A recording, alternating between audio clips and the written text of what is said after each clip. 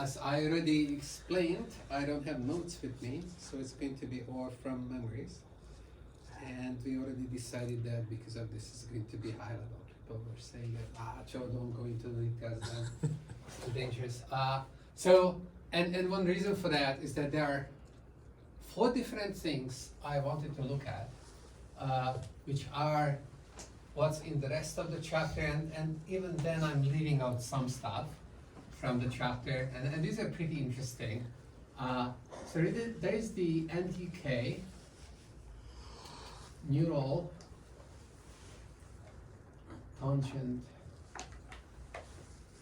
kernel theory of learning with neural networks, or the NTK regime. There is the mean field, all these magic words, regime. You will feel like a real scientist after today's lecture. All these magic words. And so in a mean field regime, there is a very nice story, kind of neat story about L1 regularization that you didn't ask for, but you're getting that. I think it's pretty neat. I love it. So that's the mean field, and then back to deep neural networks. A little more. Because it somehow relates to this mean field theory, and some complexity results for deep neural networks. Yeah, that's good. So back to Radamer complexity for deep neural networks. You can do it with the tools that we have developed in some ways, and it's kind of sort of makes sense. And then there is benign overfitting. Don't fall asleep yet. Benign overfitting, double descent.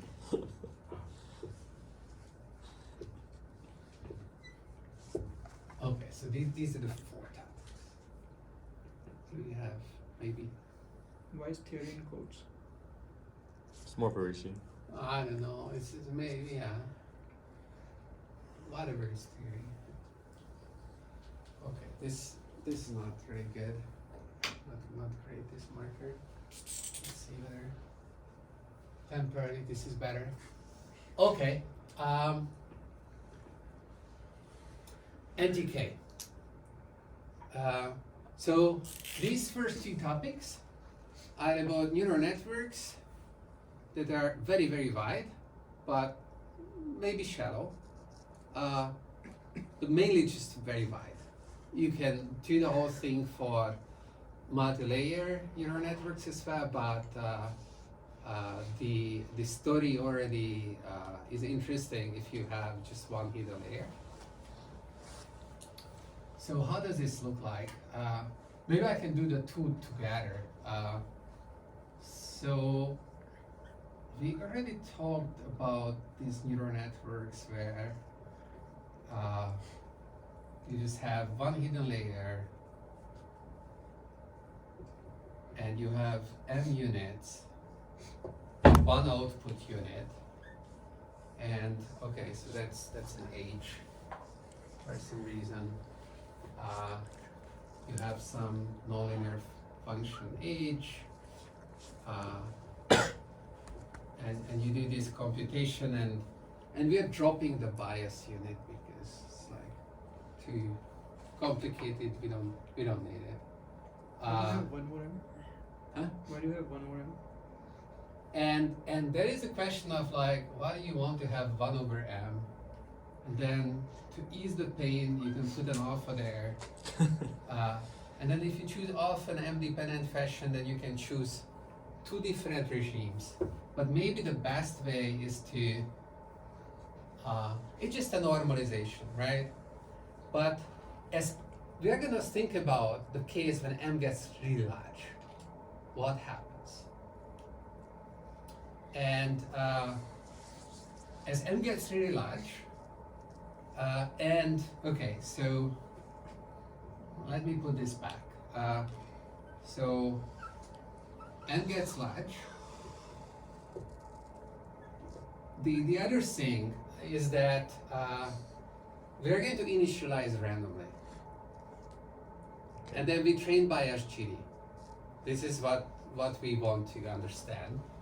Because this is what people do, except that, okay, they don't consider kind of this case when M gets really large, but this is what mathematically leads to really interesting insights. And sometimes M is fairly big, it's kind of an over-parameterized regime, so it's kind of interesting in that way. So M gets large, there is random initialization.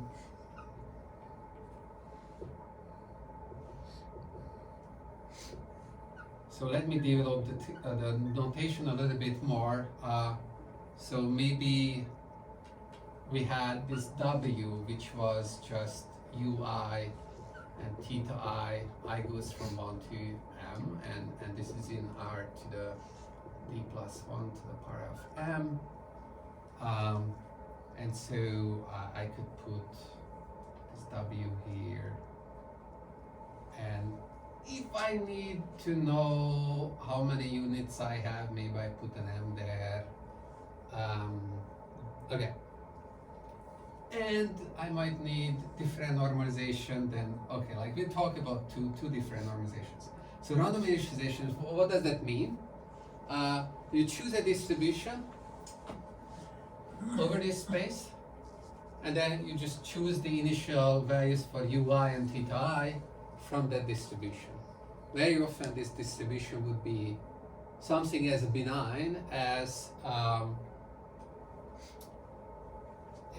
a Gaussian distribution with identity covariance. Doesn't it have a specific choice for the variance though? No, that's what this guy is going to do. Okay. Yeah, so it's just like you choose some distribution. It's a little bit easier that way. That makes sense. So maybe yeah, like so W is okay. So it's gonna be a product distribution with M components. So Q is really a distribution over R D plus 1, and W drawn from this distribution means that the UI theta I is drawn from Q and they are independent of each other. Okay? So that's kind of the initialization. It's like unit-wise independent initialization that we are looking at. The weights could be unbounded as well. It could be a Gaussian distribution, so it's like whatever it is, right? With high probability. I guess you could say with high probability it's not going to be bounded, which you're already going to make the statement with. It's like, Yeah. So we okay. So let me just finish, and then we come back to initialization and the corollaries to this initialization.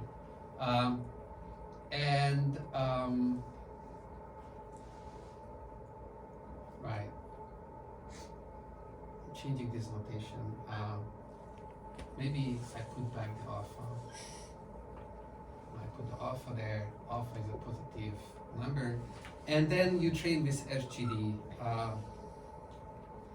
And then what people typically do is that they train with SGD until the training error is really small.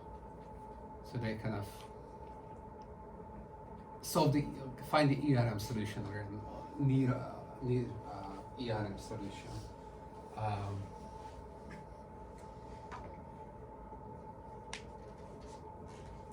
Even if we have label noise? They do that. They don't care.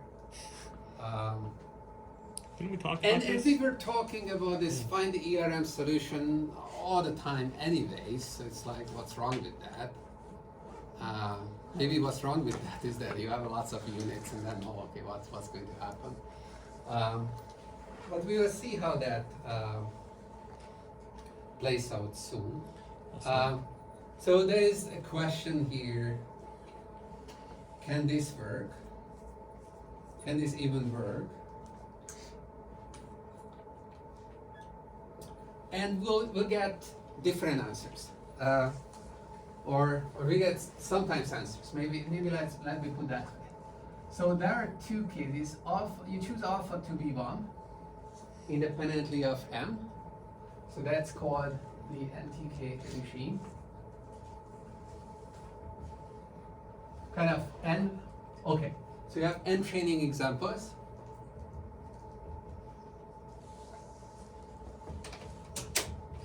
And you let M go to infinity while you're choosing alpha equals 1. It's kind of the NTK regime. And the other regime is, oh, sorry, that's wrong. This is square root M. And if you choose it to 1, that's the mean field.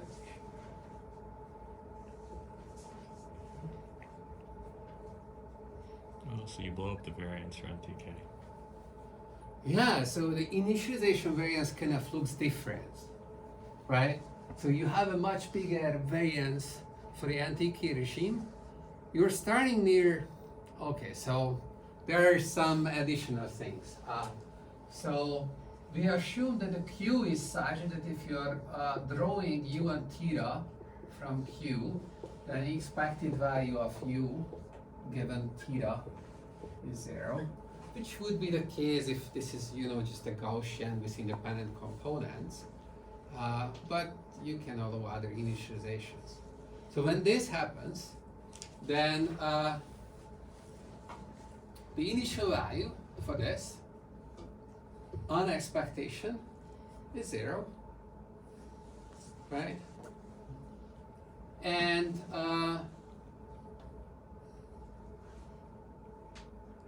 as M gets to infinity, so let's, without looking at what training gets us, let's first think about if M goes to infinity, what is really happening here at initialization? Everything's close to 0. Hmm? Everything is close to 0. I mean, okay, so let's write this out. Yeah. So we have 1 over square root M times these guys, where, and you have this xi, where xi is, okay, what is it? I fix as small x, so xi is going to be ui times h theta I transpose x. These are independent Rono variables. They have 0 mean. Mm-hmm. Well, And we take, yeah, so we are not taking the mean of this, empirical mean of this, but we are, multiplying with square root M compared to that. So we are in the regime of central limiterium. So as M goes to infinity, then this in distribution is going to converge to N0, and we are going to assume that this exists, right? Could you try another marker? One more marker. I think it's fine, but if there's something better, that would. Okay, let's see. Something like.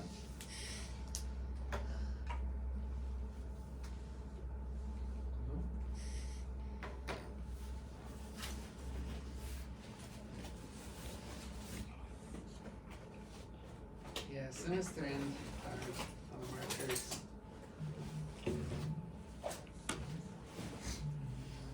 I might end up writing with red. That's okay.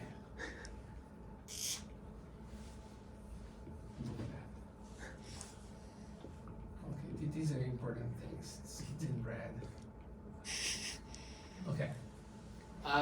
So what's this expectation? squared. It's you can write it out, right? This is this expectation. It's just whatever value this takes, and let's assume that this is accessed. They're independent, Uh, right? hmm? These are independent because theta and ui were they not Well, I assuming? didn't make that assumption. They could be independent or not. Okay. It doesn't really matter. So you get this. So for every value of x, you're getting this. Okay. But I can write it in a little bit more detail. So if I take this fw, and then we are normalizing with the square root m now, of x, so this is random, and I multiply, and it is zero mean. For every value of x, it's zero mean, and in the limit of m goes to infinity, it goes to a normal distribution with this variance. Okay? And one more thing is true about it. If you take the correlation between this random variable and the random variable that you get if you plug in not x but x prime, then what do we get? What's x prime? So this in distribution is going to converge where? Well, we can multiply these things. So, is x Okay. prime an ID Hmm? top? What is x prime? Just was it sampled from the same? Did we define? No, x is a deterministic value. Oh, I thought this was okay. It's a value in RD, huh? Oh, sorry. So with the initial expected value of xi equals 0, so your weights are initialized with 0 mean, and you assume your data is also. So this was the assumption. From this, it follows that Got it. this holds, Okay. right? That's it. Got it. Okay. Yeah, that was the assumption. Okay, so let me write this out.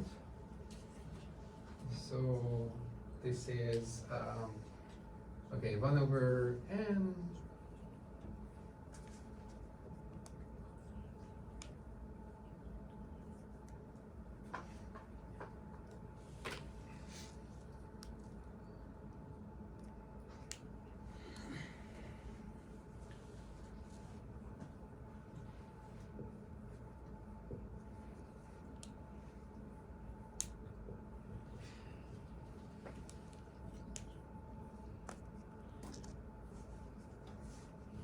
Okay, so if I just multiply these two functions together, I get this expression.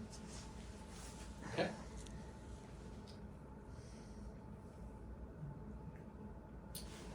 So if I is not equal to j, then the expectation of this guy for I not equals to j, what is it? They're independent, so I can pull out this guy and this guy separately. Both of them have 0 mean, so this is 0 mean. So the expectation of this whole expression here is equal to, so if I take the expectation, is it's 1 over m, and I only have a single sum from 1 to m of ui squared, and I have to take the expectation of it, and theta I transpose x, and theta j transpose x prime. Okay? Okay, so what does this mean? So as m goes to infinity, by the strong law of large numbers, you're going to converge to this value. Well, I mean, like, okay, so this value I should have simplified because it shows some m, but it is really independent of m. This is nothing but the expected value of u squared times h theta transpose x, h theta transpose x prime. Okay, that the randomness is like u and theta and That's it. Okay. So you can call this a function kx and x prime. It's like a kernel function. It's symmetric. It's going to be positive definite. It's going to generate an Arcadia space. Okay? Why is it positive definite? It's a covariance. It's positive like- semi-definite technically. Well, we define positive definite to be positive semi-definite. Oh, okay. Remember that. Yeah, Just following tradition. No. Yes. Especially in the over-parameterized regime, I guess it's important to distinguish because maybe. No, Oh, it isn't. it's fine. I mean, like at this stage, it doesn't matter. Okay. So what are we getting? So what we are getting is that as m goes to infinity, we had some function of x, and it converges to a random function that behaves like a giant multidimensional Gaussian distribution, whose marginals, like for any given value of x, have a variance of this kind, which just happens to be, by the way, kxx, and the covariance between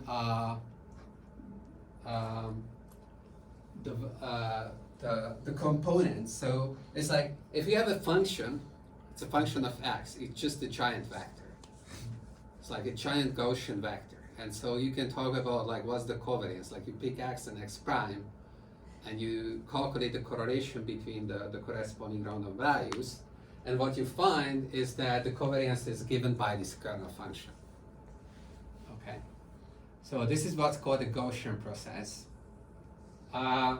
So what we find is that with this initialization, as m goes to infinity, what we're getting is a sample from a Gaussian process with this very specific kernel. Okay, so point number one.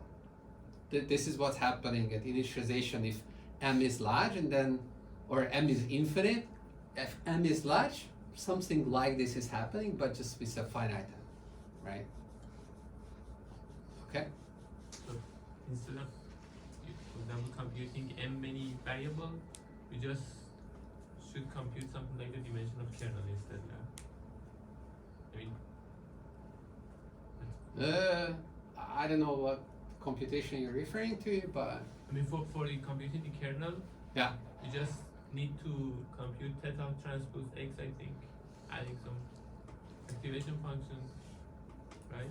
These are all about the dimension of x, not the m many hidden Right. nodes. Yeah, m is gone, Yeah. basically, from now on. So this is what's happening at initialization, and for a finite m, you still get a random process, but it's like this is not quite a Gaussian, but it's just close to Gaussian distribution. Is it not Gaussian because it's like there's some Gaussian noises thrown through an activation? I mean, this is converging as m goes to infinite to a Gaussian, but for a finite m, Yeah, it's not a Gaussian that you're getting. but it could be like upper and lower bounded maybe by Gaussian. I mean, there is the Bayesian. Berry-Essen theorem and whatever theorems that are giving you like how much deviation you can expect from the Gaussian distribution, and you can try to calculate those, but it's not going to be super important at this stage to understand the details of that, because it's more like just conceptually this is what's going on, and we want to move on and understand anyways of what is happening if after you initialize and m is big, you're training. And then you're training to zero error. Can you do that at all? Point number one. Point number two, you were training and then you get something. what did you get? Like, how well is it going to generalize? Is there an alternative way of describing this very complicated thing that we're describing now, which is that you initialize in a certain way, then you take SGD up to convergence, and then you read out where you got this random function because it depends on the random initialization. But you want to say nice things about it, that like, okay, like this is a good solution that I got this way. Okay, but before doing that, we can get back to different choice for alpha, which is the mean field regime, just for the contrast. So if alpha equals 1, then we don't have this 1 over square root m, but we had a 1 over m here. So then we are in the realm of the law of large numbers. So if alpha equals 1, then what happens is that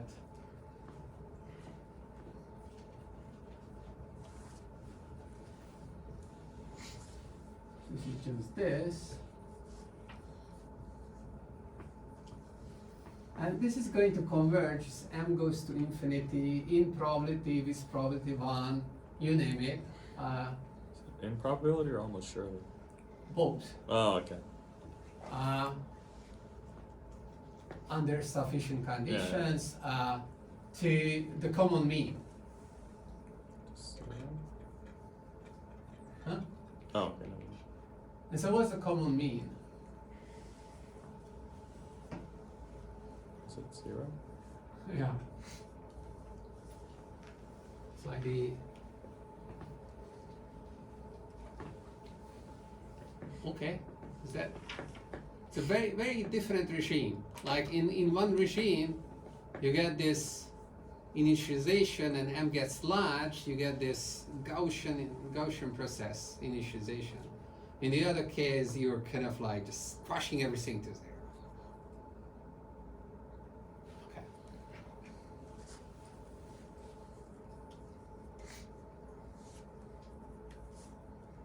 So then you might ask, like, why do we care about this mean field regime? It's because it's different and it's kind of interesting. And if we are gonna think a little bit about what does it mean to, let's say, optimize in this mean field regime.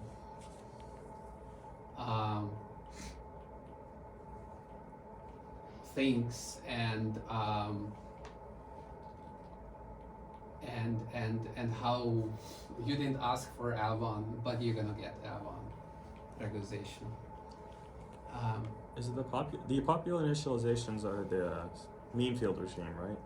Both. I was thinking, okay. I think people stay below NTK, so never go above NTK. If you go above NTK, you don't even get interesting SGD dynamics. I see.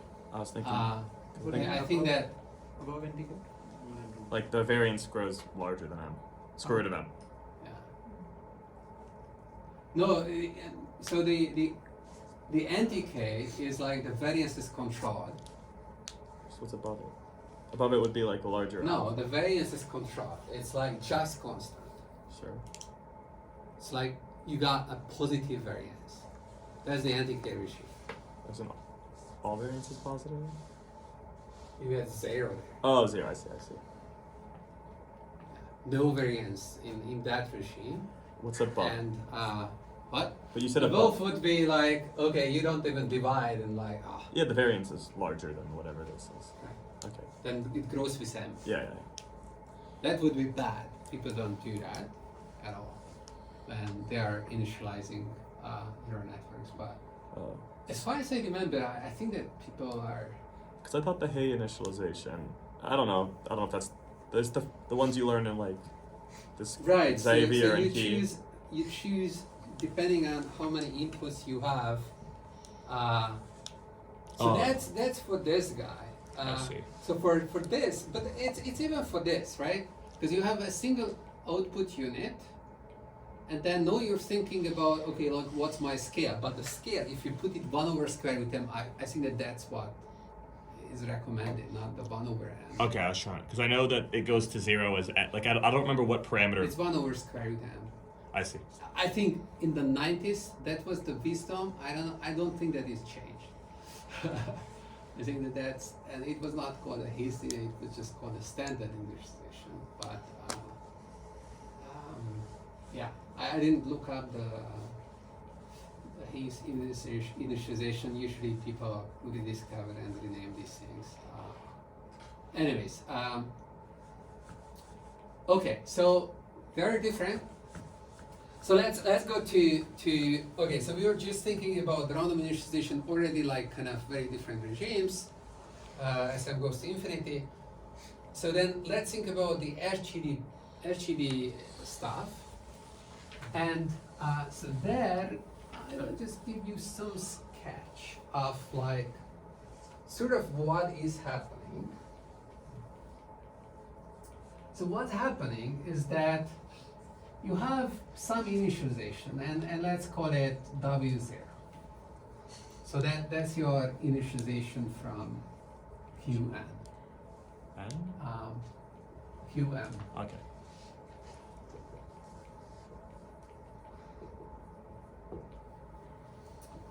And then you're going to deviate from this, and okay, so it's kind of ugly that I have to write square root m now all the time, but I need to do that. You can multiply by it. Hmm? You could just pre-multiply by it. It's okay. And so you are at W, so W not is no, W tilde is the UI tilde theta I tilde. I goes from 1 to m, and I take a different W.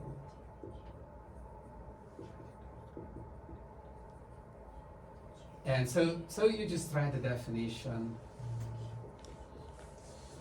Okay, so you just have this. This is the definition, yes? Maybe I missed this from earlier, but why did we go? Yesterday we had, or Tuesday we had D+2, right? Are we just assuming? Yeah, no bias. Like that was a BI business, and then we don't have the BI business anymore because we kind of swallow it into X. And it's like uninteresting detail. Less writing. Okay, so we have this expression, and I want to relate it to what happens at initialization. So the first thing that comes to mind is that, okay, so you fix X, this is a function of W, so I can take Taylor's series expansion of the whole thing around initialization. So conceptually, this should be like, not conceptually, but it's like, it is the value at initialization plus the gradient with respect to W of this function at X, and W takes the value of the initial value or something like that, and W minus W tilde. So that just okay. This should be squiggly because otherwise I have to be precise about the remainder term and whatnot, which I don't want to, because this is going to be a very hand-wavy explanation of it. So if we take the first order Taylor series expansion, we're gonna make a lot of assumptions, and then we retrospectively are going to justify that those assumptions are going to be met. So the assumption is going to be that, okay, first order Taylor series expansion is approximately correct, and then we look at, oh, when would this be approximately correct, and then we think about that. Is H nearly linear? Hmm? H is like nearly linear. No, not crazy stuff like that. Oh. We just want to argue that if you randomly initialize and M is big enough, and you run SGD for some number of time steps, then you stay in the vicinity of the initialization, close enough vicinity such that the errors that you're picking up from the Taylor approximation are dominated by all the other errors that you're picking up. So it's like these errors are negligible, which is kind of the story. Anyway, so if you write this, then you have this. Okay, so we have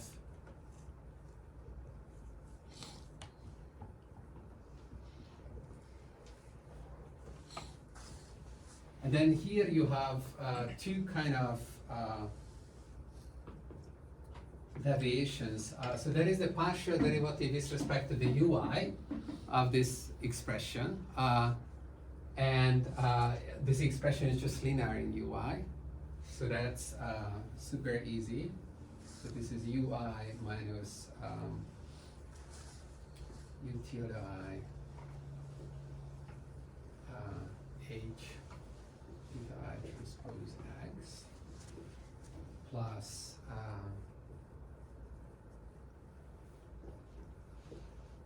and the other type of thing is that you need to take derivatives with respect to a specific theta I or theta j, and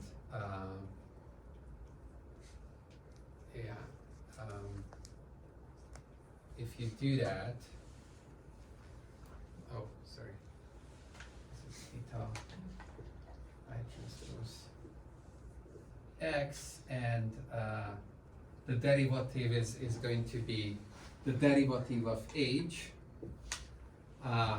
times the derivative of what's inside, which is just x, which gives you x, and then there is the deviation in the thetas.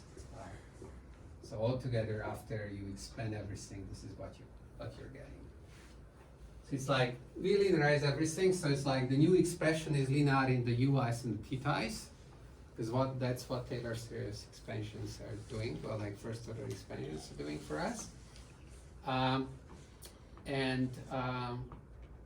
So here you see that this is what you get an initialization, and compared to that, these are the deviations.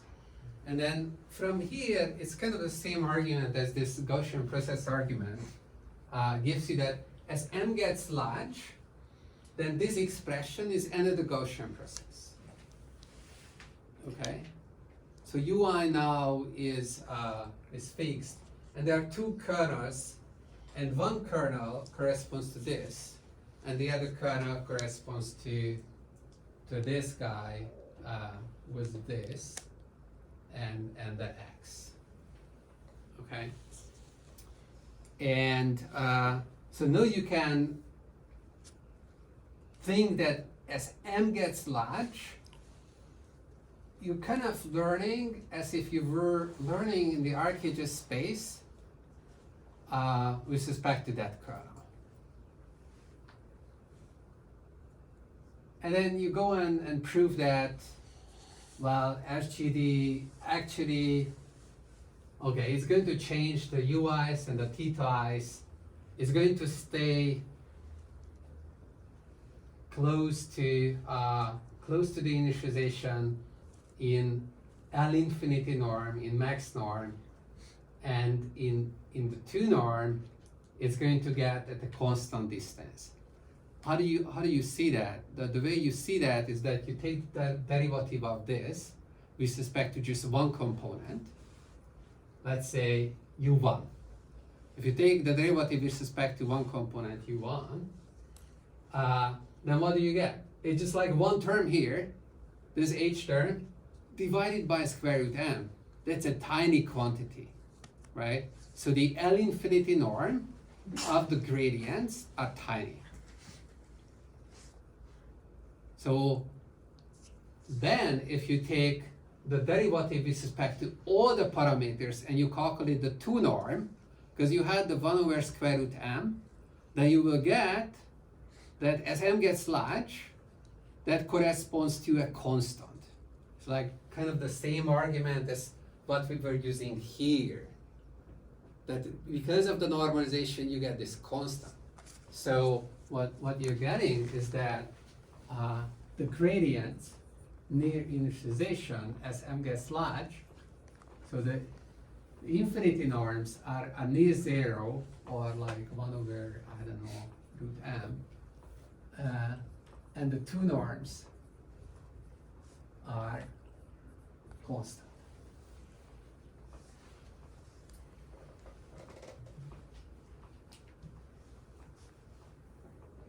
And so what do we know about SGD? So when SGD, if you really stay close to the initialization, then optimizing the nonlinear network is going to be very similar to optimizing this linearized network. And this is linear. And so if you had some convex laws that you are putting on the top of this, then SGD would make constant progress in proportion to how big the gradient of the loss is. Okay, so the SGD progress results are gonna say that you take the maximum gradient of the loss, you divide it by square root t, and that's how close you are to the global optimum. You're trying to run ERM with SGD. So the maximum gradient, how big is that? Well, the maximum gradient, because this gradient is going to be O1, the maximum gradient is also O1. So this is going to make progress. And also in infinity norm, it's staying very close to initialization. And because of that, you can show that this whole procedure, if m gets large, is going to find a good solution. And when it finds a solution, the other thing is that it finds nearly the same solution as if you take m to infinity, you look at the underlying Arcadius space, and you would solve an L2 regularized problem, ERM problem there, it finds that solution. So it's like you can prove this equivalence. So basically, with this anti-key initialization, we made neural networks behave as if they were just a giant kernel machine. Okay?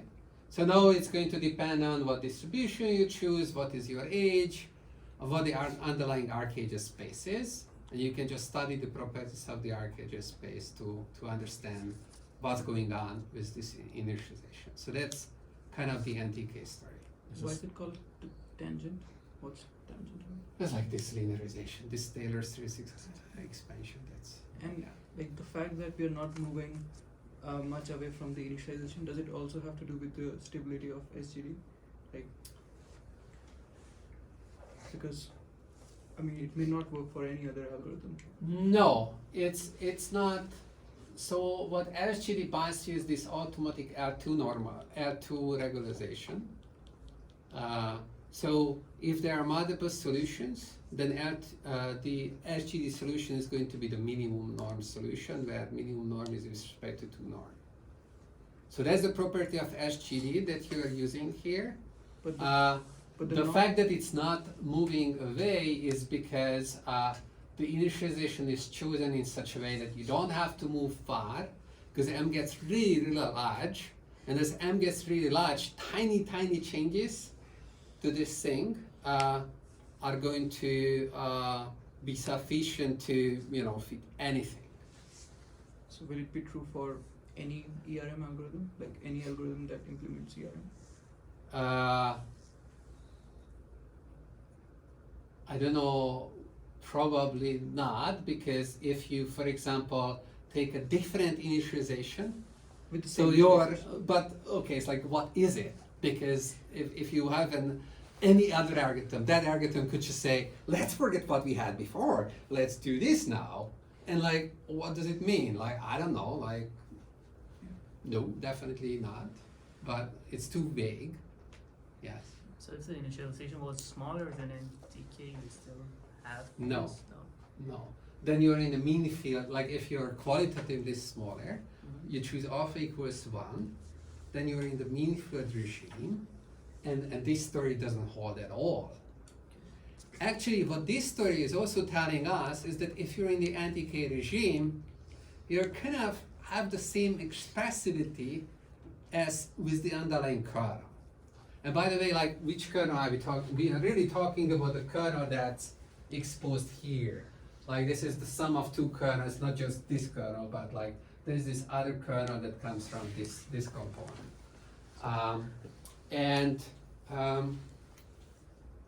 Is And so that's called the neurotangent kernel. What regime is this? So what's G? G is a gradient of this expression with respect to And this W. is not big LP, this is little LP norm. This is little l. Yeah. Yeah, okay.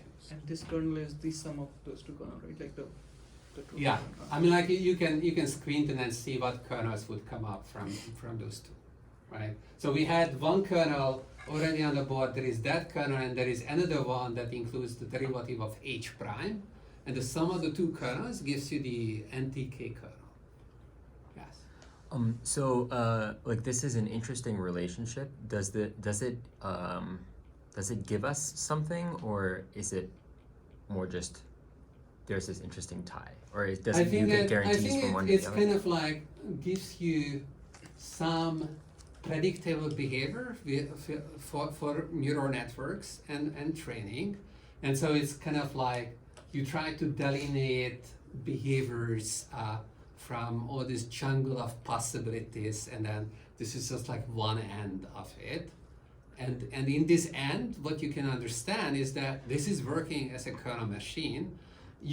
People go in and then rewrite the kernel, and then they recognize the kernel under like fairly general conditions and age. This tends to be for rare use and whatnot popular choices, the modern kernel, which is like gives you a huge architecture space. Like just some named kernels come up. I'm not sure whether it was a modern kernel actually. It was some named kernel. I forgot which one. And then okay, you understand. Okay, this is with this initialization, with this kind of pushing things around.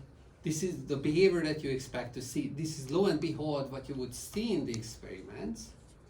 So if you then go on and implement an architecture-based solution with the underlying kernel, you can compare solutions side by side. Lo and behold, they are very similar. So the theory checks out in a practical manner whether this is good news or bad news, or in a way it's kind of bad news because we were hoping that we would be learning features. But what we are saying is that, for example, this initialization, SGD training, no matter how hard to try, it's just going to do the same thing as an old-fashioned kernel machine. So this is not the machine you want to be if you want to learn features. Or maybe all along the way, this kernel was just like interesting enough, we kind of just missed it, and we were not paying enough attention to it. And maybe we should focus more. If like these neural networks in this regime tend to work well, then this opens up the possibility of like, let's go back and then try it from the kernel machine point of view and maybe push the algorithms a little bit harder. We spoke about like how computationally dealing with kernel machines can be hard. Okay, so here kind of going from the other direction, we write some other procedures like, is it working better? There could be something there. But altogether, I think it's kind of enriches our understanding, definitely gives you some insights, but it's more like, I think people would think that feature learning is so important that you probably just want to stay away from this regime. So presumably we have better tools to understand kernel stuff, and that's why they use this relationship? No, I think that it was okay, so it's the desire to understand, and then how do you do that? Well, you're gonna linearize at one point or another. And once you linearize, maybe you realize that, okay, like randomness and big numbers, loss of large numbers, central limiter, those are powerful tools and can be used to understand how things are. And I think this is just how it happened. I don't think that anyone's intention was to bring in kernels when they started. It was more like a realization that, okay, like they are really neighbors if you do these things this way. One more question. So this isn't a justification for having big width networks, right? This just says Yeah. if the width goes to infinity, Right. it looks like this. And but it's not actually, just- people are highly questioning whether you want to have big width networks at all. What's your thoughts? Hmm? Do you agree? You said people are questioning this. Like, what's your take on it? I think that this gives you useful insight. It gives you some tools, but I think it's very far from giving us anything near complete understanding of what the heck goes on with this neural networks. It's just like Didn't you write a way paper? too far. Didn't you kind of write a paper on this with? I Chen wrote, Jun? yeah, a bunch. Not Chen Jun, but with Oh yeah, him as well. I know you had this Yeah. paper of over-parameterized neural networks. and then with others as well. So it's like it's being misused. I would say. Okay, this should not be recorded. Sorry. To the degree that if you want your paper to be accepted today, then you have to have some neural network results in it. And then an easy and cheap way of doing that is just like Claude NDK GAN. And then you can have a neural network result, but you're really just using linear tools that we all know and love. And okay, so to me, so there is the ArcAgis enterprise, there is the finite dimensional, the ArcAgis, and then the NDK. And it's just like, The same. not the same, like there are nuances to ArcAgis that do not appear in the finite dimensional case. Whether you care about the nuances or not, I don't know. There are nuances about the NDK case, and so forth. It's like, it would be oversimplifying to say that it would be enough to just study the finite dimensional case, although I think that's a very good start. But there are all these nuances that you would miss. So. Yeah. Deep networks. We have like 20. Right. Yeah. Yeah. We don't have tons of time. So the mean field regime is almost on the board. So alpha equals 1. It behaves very differently. Yeah, Well- sorry. Just, I think I didn't get the main field regime point because it's just Because like it's a- not yet. It's like what the heck? Like what's going to happen here? Yeah. So let's talk about the mean field because the point was not made.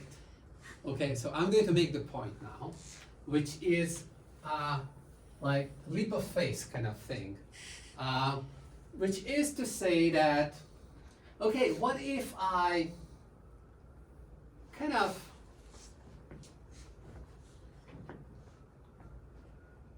rather than thinking about, I'm gonna lift the problem. So lifting is another tool that allows you to linearize stuff. Okay, it is a beautiful tool, but it's a big cheat. If you lift the problem, what does it mean? So you wanted to train the UI and the theta I. Instead of training the UI and the theta I, maybe you can train the distribution. Oh, What? okay. I lift it. Like I'm thinking about distributions. I'm gonna train a random neural network. It's like there is a Q distribution here somewhere on the board, Q. I'm gonna think about like, what Q distribution should I use if I want to do well on the task? It's just like the random seed thing. I want to see the right random number. It's not a random seed thing. It's called lifting. It's like you work with probability distributions over the objects of interest. The objects of interest are just the weights, like U and theta. Oh, I see. And now you just like want, okay, a distribution over these. Okay, so how does that look like? So Q is going to be a distribution, and we're gonna choose U and theta from this distribution, okay? And if you take this, we're gonna after training, you will not have this thing. So you can have meaningful means. Okay? So what happens is that as you are taking them to the limit, then you're gonna converge to this guy. So what is that? That's like, that is U and H theta transpose X Q of du and d theta. Okay.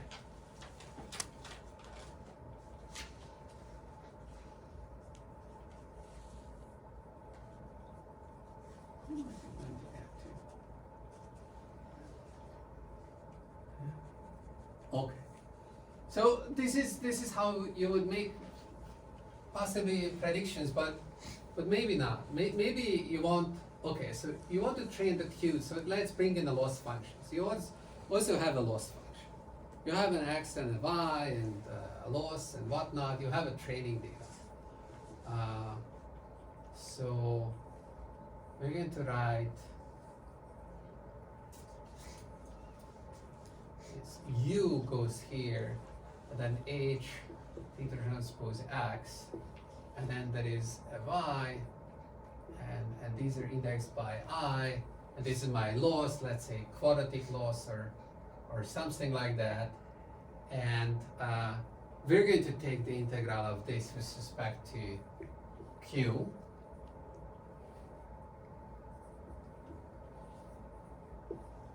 And now I want to minimize this. Okay.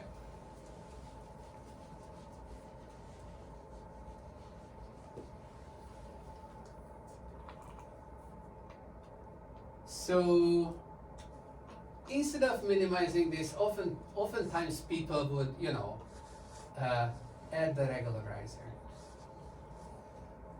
And then, okay, sorry, it's inside. Like regularize the loss. And you're regularizing for some reason on the U. Don't ask me why. Makes a good story, that's fine. So this is what you're trying to achieve. You're minimizing this with respect to Q. Okay.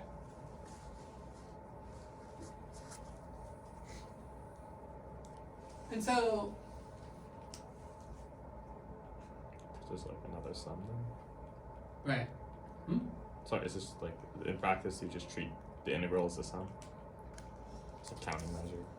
I don't know. I think that Oh, I guess if it's Gaussian too, it's kind of nice. no, it's okay. So the observation is that this is linear in Q. Yeah. So this is just like a giant inner product. And okay, like you lift it into an incredibly complicated space. So did you win anything? I don't know. But at least the objective is linear now, so you're in convex land. And then you do your magic, like you optimize it, and then you got your Q hat.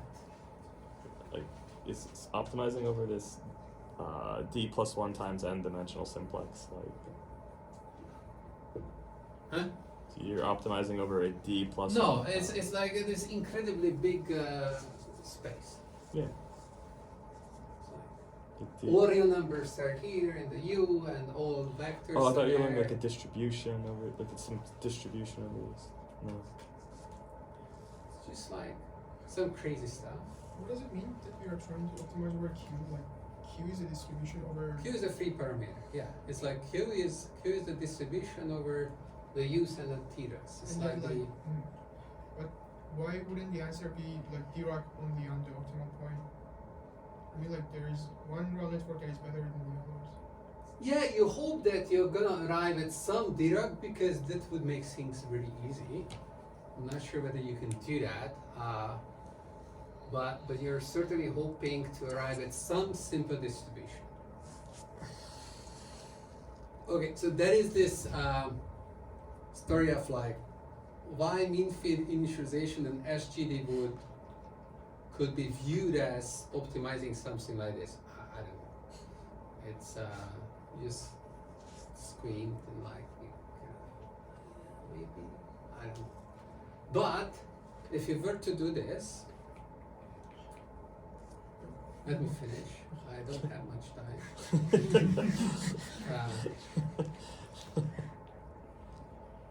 If you were to do this, then the optimum solution for this would have some interesting properties. So let's assume that R is an increasing function or non-decreasing to be precise, and it's strictly convex. So this regularizer.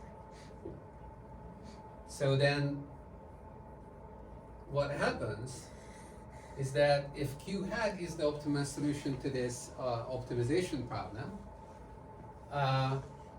then if you're drawing a U from Q hat, then the absolute value of U is going to be a constant. This probability 1. So in other words, it's like either you drew -1 or +1 or something like that.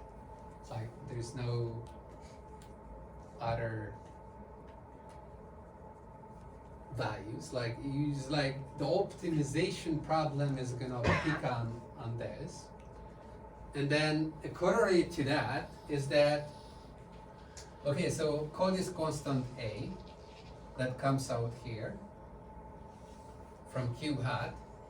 And if you take the unregularized objective, so it's like just the sum of L, U, H, theta, transpose, Xi, Yi,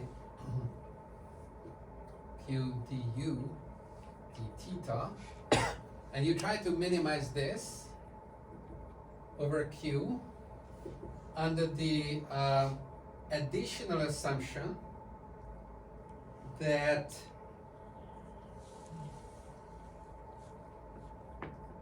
under Q, the L1 norm of U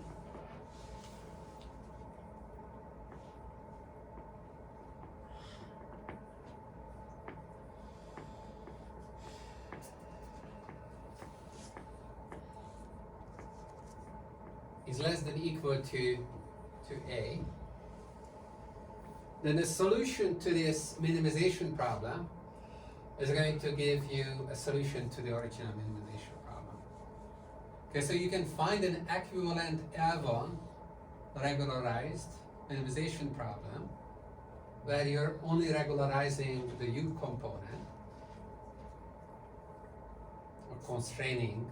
So this is basically the one norm of U which is regard to Q, right?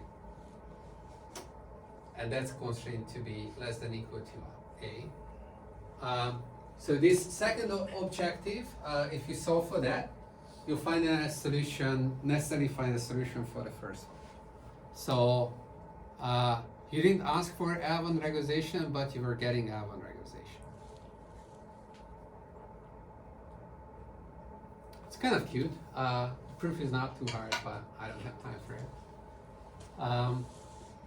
But I would say that this is kind of maybe a little bit more limited than what we want, because we were just regularizing for U, and so that's just like the output layer. You could have asked, by the way, about whether, oh, this is the NDK and all of this is limited to single layer. There was nothing that was specific to this part, almost. So it's like, oh, however complicated expression you would have, like you would have a corresponding story. So it's not really limited that way. Similarly here, yeah, you could replace the H with some more complicated expression, and the conclusion would hold, but then you would realize that, oh, this is just for regularization for the output layer. So it's like for the output layer, if you're solving for, like you think that the neural network is finding a solution to a regularized problem, and then you started with an add to regularization there, like the R is squaring the U, so you're thinking, oh, I'm doing add to regularization. Well, you would thinking that you were doing add to regularization, but if you search in the space of distributions, then you will find actually an L1, a solution to an L1 regularized problem.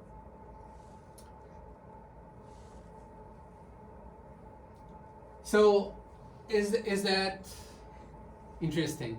Well, there is this picture about, I don't know whether I can copy this, like the box and the diamond that, so there is the L infinity ball, there is the L2 ball that just touches the L infinity ball, and then there is the L1 ball. And obviously the L1 ball has a larger volume, it contains the L2 ball. If you were particularly interested in finding solutions that are possibly in the corner of the L1 ball, so your ERM would be needing something like that, and you were using L2 regularization, then with L2 regularization that would become much more expensive, because the L2 ball needs to be enlarged by a big factor that's proportional to the square root of the dimensions to contain the L1 ball. And because of that, okay, if your belief is that somehow these corners are the important things, so it's like somehow your coordinate system is well chosen, then you shouldn't be going for the L2 regularization. And here the story is that, oh, this guy, it looks like they're going for L2 regularization, but they're actually getting L1. So that's kind of neat. Isn't it the other way around? The balls L1 is largest. Yeah, that's L1 is the largest, Okay. L2 is the next, L infinity is the smallest. But if I want to include this point in an L2 ball, Oh, okay. then the L2 ball needs to get large Oh, no, I see. Okay. by a factor of square root dimension. That's what I'm saying. It's a very simple observation, but yes. I mean, is it really the point that, okay, asymptotically, I think the mean field regime is something like a zero kernel, right? Because it's just a kernel with all the entries. Right. If you want to think about this as a kernel machine, it doesn't quite work, because it's not doing anything like that. If it wants to work, it should be coming from the approximation we had in the Loeffler or something, right? Because you don't have really infinitely many m's. Yeah. So in that case, I think if now we want to, for example, optimize over the initialization distributions, maybe it's good to have a simpler behavior of the neural network, like using 1 over m and then doing the optimization over q instead of, I don't know, NTK. Maybe, right? I'm actually missing a little bit part of this story myself, so I don't know. I can't really help with this.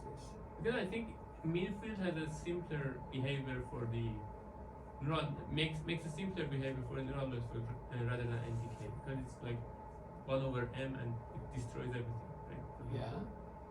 So if you want to optimize over the Q, and see what's the effect of the initialization distribution, maybe it's Right. better to use mean field. Yeah, but who would want to do that? Like people don't really try to do that. So the study would make a little bit more sense if we had a continuous path from saying that, okay, let's take the 1/m normalization, so the mean field, and then okay, let's plug into the ERM objective, and then let's see what's happening there, and that can be viewed as solving that optimization problem, which I kind of fail to see, because if you had the average inside and you don't have the average outside, so it's like, what is going on? Somehow, so Tong is playing with the language and saying that, oh, like for every theta, you're trying to find a u that corresponds to that theta. That's how the training works, and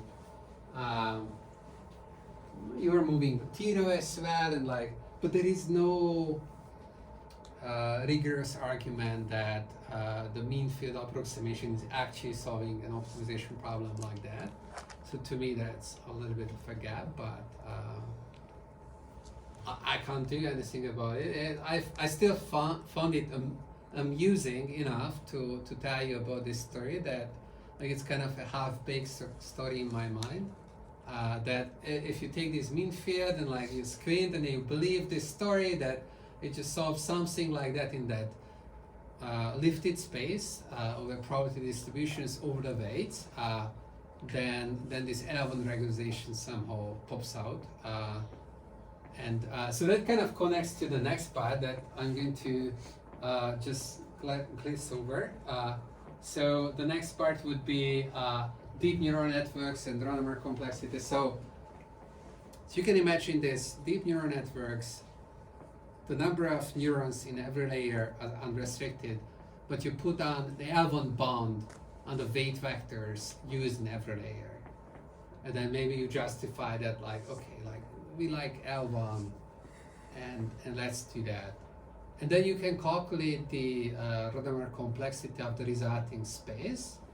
And if you do that, you have a little recursive calculation. What you're gonna see is that when the number of neurons doesn't play any role, we have already seen that in many cases. It's like counting dimensions there, like it's not the thing. It's like it's norm constrained, right? And it's norm constrained in every layer. So if the norms are, like this A1, A2, whatever, AK, then the product of those norms comes out times 2 to the k. So 2 to the k is kind of unfortunate because that kind of like makes the complexity grow exponentially with the number of layers, but at the same time maybe it's unavoidable because if you're adding more layers, we have seen the zigzag functions, like really complex behaviors rise very, very quickly, and those are not ruled out. So it's this double-edged sword. It's just interesting that you can do this. Width doesn't matter, depth matters more in terms of the complexity. And then there is this last part, benign overfitting and double descent. And yeah, it's like zero minutes for that. So what do I say?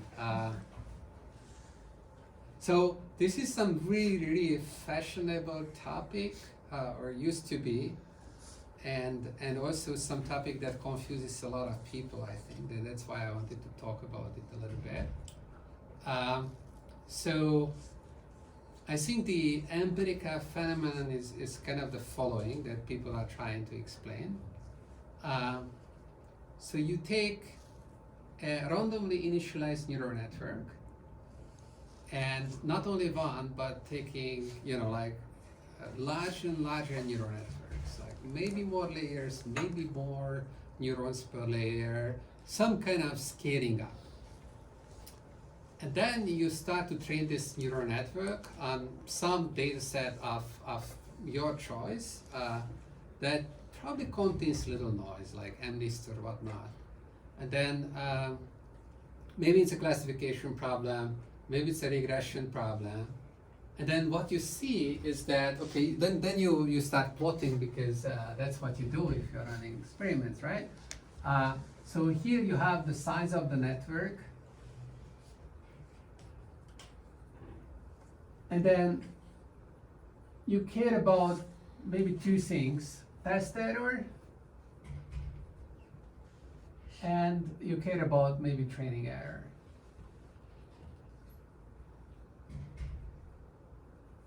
And okay, so talking about test error, because that's kind of the famous thing. What you see is that if your network is really tiny, then your test error is pretty high because it can't even fit the data. Then you start to increase the network, and then it gets better.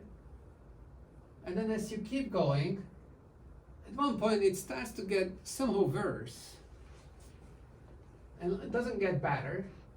And then you're like, yeah, I'm just fitting the noise. It's like, okay, it's like there was some noise, so I'm fitting the noise. And then this happens again.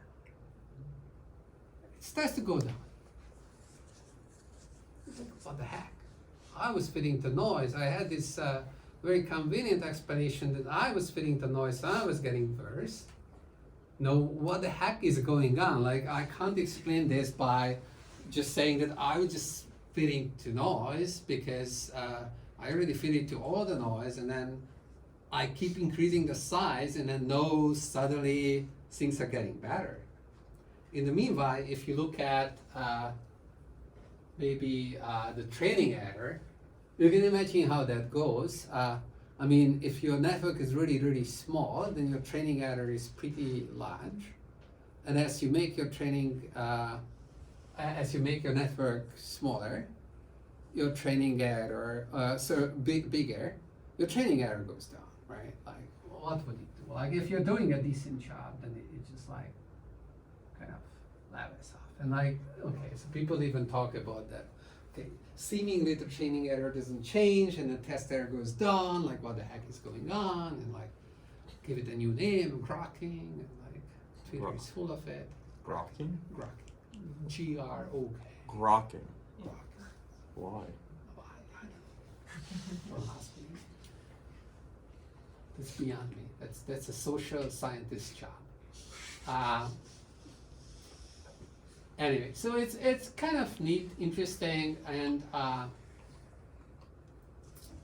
so this is called double descent, because you're descending first and then you're going up, and then okay. So turns out double descent is not. It's been observed long time ago. It doesn't just apply to neural networks. It pretty much applies to everything that we know. It applies to kernel machines, and it has a very, very simple explanation. There are some explanations that are simple and believable enough that, okay, so you can create examples like thought experiments, run the math, and then you would see this behavior like explicitly playing out in front of your eyes by just doing math. Yes. Is there like triple, quadruple, or n? And then there are like people say, oh, you wanted 2 descents, I can give you 3, I can give you 4, I can give you any number. I didn't read those papers, so I don't know what. No, it's maybe when I think it's kind of understandable. So, I was just asking, is the double descent why is it 2, not 3 descents? Like, what's the natural reason? Because it's like it was hard enough to overcome this psychological barrier that the uneasiness that grows into you when you're growing your network, and then performance is getting worse, and you are asking yourself, why am I doing this to myself? It's like just getting worse and worse. It's like, and then finally someone like, I'm going to try a much bigger network. And like, whoa, okay, my performance is down. I was expecting happened it there? to be like one of these like Cauchy things where it's Yeah. like it goes up and down, but Anyways, no. Let me just tell Yeah, you sorry. very, very quickly one explanation of why this could be happening. And we're trying to blow their minds tonight. Okay, nice. So, imagine the following model. the data is generated by first you're picking some orthogonal features in some feature space, and then you order the features in some order, and the very basis functions. You're picking basis functions. You pick a bunch, huge number of basis functions, fixed number of data points in your training. That's kind of like here. And these basis functions are orthogonal to each other with respect to the data distribution that you're gonna get. And you pick an arbitrary ordering over them, and then you assign a big coefficient to the first one and a smaller one to the second one, and so on. Like, coefficients are decaying really fast. You take the linear combination of these basis functions, and that's how your responses are going to be generated. Like, you're trying to do regression here, let's say. So it's like sum of theta I, phi I, x, and these are real numbers now. So these are the basis functions that I picked in some order. And theta 1 is the largest, and then it decays really fast. And this is how the labels are going to be generated in my training data. But now I'm going to reshuffle the features in a random order. And after I reshuffle, this side of network is going to be like, I use in the reshuffled basis functions the first k. And this is k here. So now you can understand, like, at the very beginning, we have these crappy basis functions. They're coming and coming. They're helping a little bit, like, oh, we're getting better, we're getting better. But then, okay, like, oh, we are adding a lot more of this. Now we can start to really overfit the noise. Like, I had a little noise. So I can really overfit the noise. Good features are coming late, especially if you had a lot of features. Like, what are the chances that during the first n, okay, so this is linear, so with n features, if they're independent of each other, you can fit anything, you will overfit the data. So that's why you will have a peak there, okay? And what are the chances that in the first n features, you're gonna see the ones whose coefficients are large? Nothing. But once you start to see those, if you have a good procedure that, let's say, tries to keep the two norms small or something like that, which people normally would do, they're training with SGD, that's what's happening, then it's going to, suppress the crappy features and then find the good features and then just like lock on those. And then you can see that the performance goes down. Okay, so you can create curves like this by just thinking about that the good features are coming late.